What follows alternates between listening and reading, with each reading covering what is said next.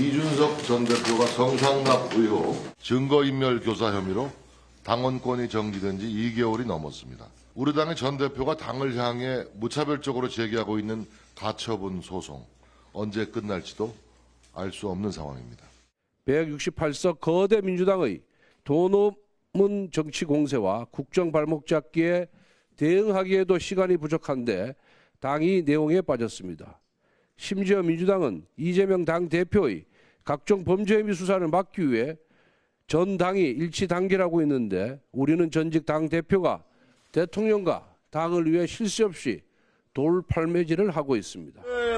가처분 심리 같은 경우에는 어차피 지난 가처분에서 법원에서 일정 판단을 내린 부분에 대해서 불복하는 것에 대해서 다루는 것이기 때문에 순탄하게 진행될 것으로 믿고 있습니다.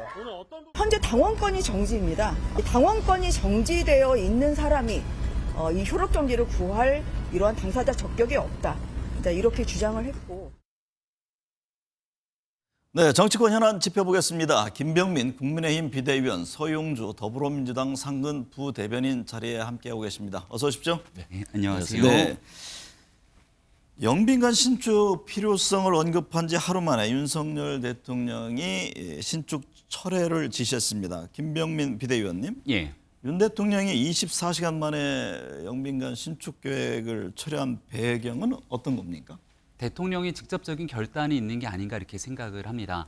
내년도 예산안을 통해서 아마 영빈관 신축 예산이 올라갔고 이 네. 내용이 이제 알려지게 되면서 절차상의 문제라든지 또 경제적으로 어려움을 겪고 있는 현재 시점에서 많은 예산이 소요되는 영빈관 신축이 과연 적절한가 이런 비판적 여론들이 상당했습니다. 네. 더군다나 지금 현재 여소야대 정국이기 때문에 더불어민주당의 동의 없이는 또 예산안 처리가 쉽지 않는 상황들이죠. 네. 물론 지금 용산으로 대통령실을 이전하고 또 기존에 있었던 영빈관이 굉장히 오래된 상황 속에 대해서는 문재인 정부의 몸을 담았던 인사들도 이야기를 한 바 있기 때문에 국격에 맞는 좋은 공간들을 만들 당위성도 있겠습니다만 국민들께서 부정적인 여론들을 갖고 있는 일, 대통령이 즉각적으로 바로잡는 일에 나섰다 이렇게 생각합니다. 서용주 부대변인님, 계획은 없던 일이 됐지만 영빈관 신축 등의 문제를 놓고 지금 여야의 난타전은 계속되고 있습니다. 네. 민주당은 지금 누구에 의한 지시였느냐 이런 공세를 펴고 있던데요. 일단 뭐 합리적 의심과 추론할 수 있겠죠. 네. 그러니까 영빈관 신축이라는 부분들이 정부 예산으로 들어왔지 않습니까? 878억 원이 들어왔는데 그러면 그 결정 자체가 대통령실 예산, 부속실 예산입니다. 근데 부속실 예산이라면 최소한 대통령실과 부속실과 논의를 했다는 것이죠. 네. 그러면 그 이면에 누가 지시를 했느냐? 그러면은 처음에 영빈관 신축에 대해서 논박이 있을 때 대통령실이 처음 해명했을 때는 이건 국격을 위해서 지어야 된다라고 했다가 윤석열 대통령이 갑자기 저녁에 철회를 합니다. 네. 근데 윤석열 대통령은 몰랐다. 그랬으면 누구의 지시일까? 그러면 영빈관에 관련된 분이 누구죠? 김건희 여사라고 저희가 이제 합리적 추론을 하는 것입니다. 네. 그러다 보니까 이 부분은 철회를 했음으로 있어서 잘하신 결정이에요. 네. 그럼에도 불구하고 이 예산이 어떻게 들어왔는지에 대해서는 좀 밝힐 필요가 있지 않겠냐. 그런 측면에서 이 예산을 한 사람이 누구냐라고 저희는 주장할 수밖에 없다. 국민의힘은 김건희 여사를 겨냥한 민주당의 공세에 대해서 이건 집단적 망상이다 이런 비판을 했죠. 네, 이번 영빈관 예산에 관련돼서도 김건희 여사를 끌어들이게 되는 모습들 좀 지나칠 정도로 과하다 이런 주장을 하지 않을 수가 없을 것 같습니다. 네. 과거 대통령 선거 때 한 언론에서 보도했던 녹취 파일에 근거해서 이제 얘기를 하고 있는 것 같은데 그 녹취 파일 같은 경우도 명백한 사적 대화가 노출됐던 상황이죠. 네. 이재명 대표, 민주당을 이끌고 있는 지도자인데요. 이재명 대표의 사적 대화, 형수와의 그 녹취에서 드러나 있던 욕설 등을 끊임없이 정치 공세의 소재로 삼아서 그때 이런 방식의 발언들을 했기 때문에 당신이 갖고 있는 인식이 이런 거지라고 민주당에게 이재명 대표에게 주장하게 된다면 과연 합리적으로 받아들여질 수 있겠습니까? 네. 지금 김건희 여사를 대상으로 민주당 169명 전원이 집단으로 특검 법안을 발의하게 됐는데요.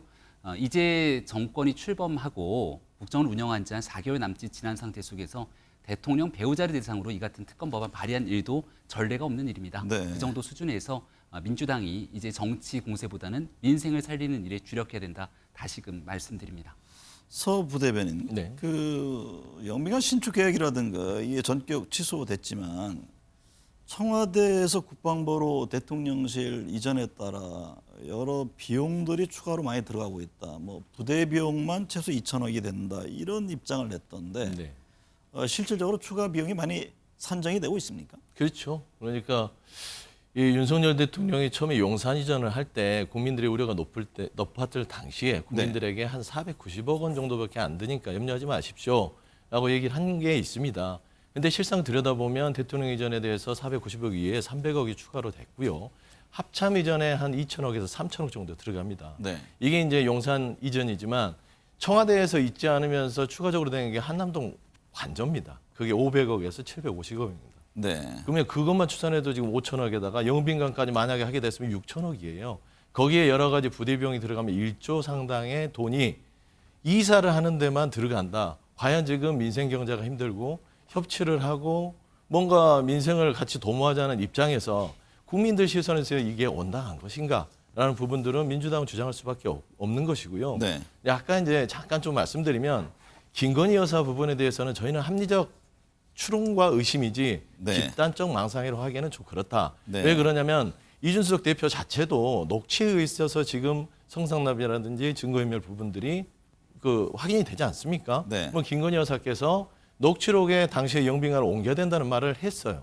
그거는 대통령 당선되기 전입니다. 네. 그런데 이런 부분들이 갑자기 영빈관 신축으로 연결이 될 수밖에 없는 거 아니겠어요? 이거는 민주당뿐만 아니라 국민들께서 합리적으로 의심하시니까 이 부분은 그냥 깔끔하게 털고 나가시는 게 좋지 않겠냐라는 좀 조언을 드리고 싶습니다. 영빈관 신축 논란에 앞서요. 윤석열 대통령이 그 태양광 비리에 대해서 입장을 내놨잖아요. 검찰, 경찰, 국세청이 태양광 TF를 구성한다고 하는데 이게 어떤 문제점에서 출발한 겁니까? 일단 국무총리실 산하에 있는 국무조정실에서 관련된 태양광에 대한 이 표본 조사를 실시한 바 있죠. 네. 전체에 대한 전수조사를 하기에는 좀 물리적인 시간과 비용이 들기 때문에 일부에 대한 표본 조사를 했을 때도 불구하고 수천억의 혈세 낭비에 달하는 위법 사례가 대거 발견이 됩니다. 태양광에 대해서는 신재생 에너지를 통해서 대한민국에 좋은 긍정적인 정책 효과를 미치기도 합니다마는 네. 이 내용이 자칫 이권이 개입하기 시작하고 대한민국 환경을 훼손하면서 정책적 목적과는 전혀 다른 방향으로 가게 됐다면 이것은 대한민국 국익의 문제에서 반드시 다뤄봐야 되는 일이거든요. 네. 그래서 이 일에 지금까지 드러나 있던 국민의 혈세 낭비됐던 사례를 중심으로 위법된 사항들이 있다면 추가적인 수사를 통해서 그 이면에 국민들의 혈세를 낭비하고 이권을 챙겨간 사람들이 누군지 밝혀내야 된다. 이런 여론들과 함께 정책이 추진되고 있다고 생각합니다. 민주당은 지금 태양광 비리 관련한 여권의 움직임에 대해서 어떻게 보고 있습니까? 일단은 예산 낭비 부분에 있어서는 국민의 혈세잖아요. 네. 이 부분이 어떤 이권 카르텔이나 이런 게 있다면 엄단을 해야 됨이 마땅합니다. 그래서 예산 낭비는 절대적으로 정부와 입법부에서 그거는 살펴보고 나서 네. 조치를 취함이 마땅함에도 불구하고 비단 왜 윤석열 대통령이 태양광 사업이라는 거를 찍었을까? 그러니까 국가 보조금 사업은 수백 가지가 있습니다. 근데 그 전에 지금 현재 문재인 정부에서 주력적으로 했던 태양광 산업에 대해서 뭔가 타겟팅을 한 것이 아니냐라는 우려가 있는 것이고요. 네. 이건 태양광 산업뿐만 아니라 그동안 현 정부가 들어서면서 민주당과 민주당을 향한 정치, 사법적인 공세 자체에서 근간된 오해에 대한 어떤 그런 우려다. 네. 반드시 이게 신구 권력 갈등으로 발전되지는 않겠지만 그럼에도 불구하고 이런 우려가 현실이 되지 않도록 했으면 좋겠다라는 야당의 그냥 입장이다 정도 선에서 생각하면 좋을 것 같습니다. 국민의힘 상황 보죠. 오늘 국민의힘 윤리위원회가 오후에 소집이 되잖아요. 예.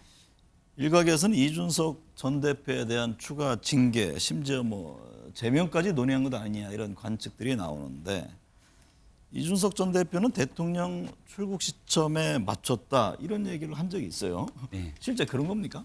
출국하고 있는 그 해외 순방 기간 동안 본인을 제명하려고 하는 것 아니냐 네. 이런 의혹들을 제기한 바 있는데요. 오늘 이제 어떤 안건을 가지고 윤리위가 열릴지는 사실 알 수가 없습니다. 네. 그 자리에 들어가서 아마 현장에서 논의가 진행될 것으로 보는데 만약 이준석 전 대표에 대한 윤리위 징계 안건이 올라온다 하더라도 그 자리에서 즉각적인 징계는 사실상 불가능할 겁니다. 네. 왜냐하면 이 징계 절차가 개시가 되면 징계 절차 개시 이후로 당사자에 대한 소명을 들어야 되거든요. 네. 소명을 듣고 결정하는 과정들을 따지게 된다면 대통령 순방 기간 동안 이 전 대표에 대해서 본인이 얘기한 것 같은 제명 등에 대한 극단적 조치가 취해질 가능성은 매우 낮다고 볼 수 있겠죠. 네. 어제 보니까 이제 경찰의 이 소환 조사도 받고 네. 지금 현재 이 전 대표 같은 경우는 6개월의 당원권 정지라는 중징계를 받고 나서도 자숙의 기간보단 훨씬 더 당을 어렵고 위태롭게 만드는 발언들을 서슴지 않고 있습니다. 네. 이제 그런 일들 때문에 의총에서 나왔던 얘기로 윤리위가 열리는지 좀 지켜볼 필요가 있겠는데요. 이 전 대표 당의 지도부 대표로서 지내왔던 인사이기 때문에 국민들 보시기에 이제 좀 그만했으면 좋겠다라고 생각되는 지적들도 겸허히 좀 지켜볼 필요가 있다는 생각이 듭니다. 그런데 이준석 전 대표는요, 나를 제명하면 그것도 가처분 신청하겠다라고 밝혔습니다. 지금 여당의 혼란이 어떻게 해야지만 이게 좀 마무리될까요? 근본적인 해결책은 없나요? 일단 이제 첫 단추가 잘못된 것이죠. 네. 그러니까 원칙에 입각해서 갔어야 되는데 뭐 권력 투쟁까지는 설명하기는 좀 너무 긴 거기 때문에 넘어가겠습니다만 최소한 좀 앞당겨서 사법부에 가처분 신청이 인용이 됐을 때에 국민의힘에서 그거를 받아들이지 않고 또 다른 당원 당규를 개정하면서 꼼수 비대위를 또 출범한 자체가 결국에는 주호영 비대위원장도 당시에 그랬고 권선동 원내대표도 그랬고 정진석 지금 비대위원장도 그렇지만 정치의 영역을 사법부가 존중해줬으면 좋겠다라고 얘기를 하잖아요. 네. 근데 하는 거를 보면 입장이 반대입니다. 자꾸 사법적 영역을 넓혀나가는 것 같다. 좀 이 지금 정진석 비대위가 왔으면 이준석 대표하고 좀 감정도 상하고 말을 못한다 하더라도 정치가 뭡니까? 네. 만나서 대화를 통해서 정치적으로 풀 거를 풀면은 조금 더 이런 혼란이 없을 텐데 지금 제가 봐서는 갈 때까지 가보자 이런 상황이라서 좀 우려가 큽니다. 왜냐하면 국민의 민생과 안위를 중심적으로 해야 될 국가의 집권 여당이 이렇게 계속해서 제명을 하고 가처분이 되고 또 가처분이 인용이 되고 또 비대위가 형해화됐을 때 과연 민주당과 여당이 만나서 민생을 논의할 시간이 사라지고 있어요. 그래서 네. 이런 부분들은 국민의힘께서 조금 더 신중하게 생각하셔서 정치적으로 풀었으면 좋겠다라는 좀 말씀드립니다. 주호영 전 비대위원장이요, 법원의 가처분 인용에 대해서 이의 신청을 했었는데 네. 법원이 주호영 비대위 무효를 그냥 재확인했습니다. 28일 정진석 비대위의 운명을 가를 법원의 판단이 지금 예정돼 있는데 어떤 전망이세요? 일단 주호영 비상대책위원장은 법원의 가처분 신청 이후 위원장뿐 아니라 비대위원 전원이 다 사퇴를 한 상황입니다. 네. 그리고 지난날 있었던 당원 당규에 기반해서 주호영 비상대책위원회가 출범했기 때문에 그러한 가처분 결정을 내렸던 판사 입장에서는 여기에 대한 이의 신청에 대해서 같은 입장을 견지할 수밖에 없겠죠. 네. 당원 당규에 대한 내용들을 강조하는 모습들도 지켜볼 수 있었는데요. 그 뒤로 당원 당규에 대해서 명확하게 최고위원회의 기능 상실, 당대표의 벌이라고 하는 비상 상황에 대한 규정을 조금 더 구체적으로 명확화 정리를 시켜놓은 상태였고 네. 주호영 비상대책위원장의 사퇴, 권성동 원내대표도 사의 표명을 해서 모든 것들을 새로 출발하는 비상대책위원회가 이뤄졌기 때문에 당원당규 개정 이후 만들어진 비대위에 대해서는 아마도 가처분 인용 결정을 내리기는 어려울 거라고 생각합니다. 지금 국민의힘 원내대표 선거 조만간 치러지잖아요. 네. 당초 한 후보군이 10명, 10여 명 정도 예상이 됐었는데 지금 등록한 후보는 2명입니다. 네. 용산 의정만 살펴보는 원내대표 선거 아니냐 이런 지적이 나오던데 서용조 부대변인이 보기에 이번 원내대표 선거 윤심이 작용할 것으로 보세요? 지금 전반적으로 국민의힘의 혼란의 중심에는 윤석열 대통령이 있다라고 국민들이 생각하는 부분이 많을 거예요. 네. 그리고 지금 현재 윤 핵관이라고 불리는 그 권력의 핵심들이 이 가처분 신청의 혼란 속에서도 권력을 포기하지 못하는 건 아마 윤심이 뒤에 있지 않느냐라고 이제 많은 추측들을 하는데요. 네. 여의도 정가에서는 그렇게 봅니다. 그러니까 이번 원내대표 선거도 결국에는 윤심의 향방에서 치러지지 않을 것 않겠냐. 결국에는 이호영 의원이 나와 있지만 결국엔 주호영 비대위원장이 비대위원장으로서 가처분 신청이 인용이 됐음에도 불구하고 또 원내대표로서의 당 지도부로의 구성원으로 된다. 네. 그리고 원내대표가 됐을 때는 또 비대위든 어디든 비대위원이 당연직으로 되는 거 아니겠습니까? 네. 결국에는 그런 측면에서 봤을 때는 윤심이 뒤에서 보이지 않는 손으로 작용한다고 좀 보고 있고요. 그다음에 저 아까 앞서 말씀드렸지만 28일 날 그 지금 현재 진석 비대위에 대한 가처분 신청 인용 자체도 네. 결국에는 법원이 판단한 부분들은 헌법상 정당 민주주의에 대한 민주적 기본 질서를 어겼다고 했던 그런 신념하에 판단이 내린 거기 때문에요. 어떤 모습들로 대항을 하더라도 국민의힘이 하는 부분들은 가처분 부분들이 이준석 대표의 손을 들어줄 공산이 크다라고 했을 때는 원내대표 선거가 빨리 마무리돼서 좀 다시 원내대표가 뭐 직무대행을 하든 하면서 원칙적으로 다시 제자리를 찾았으면 좋겠다라는 좀 생각을 가지고 있습니다. 김명민 비대위원 보시기에 어때요? 네. 지금 원내대표 가닥이 잡힌 겁니까? 글쎄요. 지금 뭐 윤심이 크게 작용한다 이렇게 얘기를 하시는데요. 네.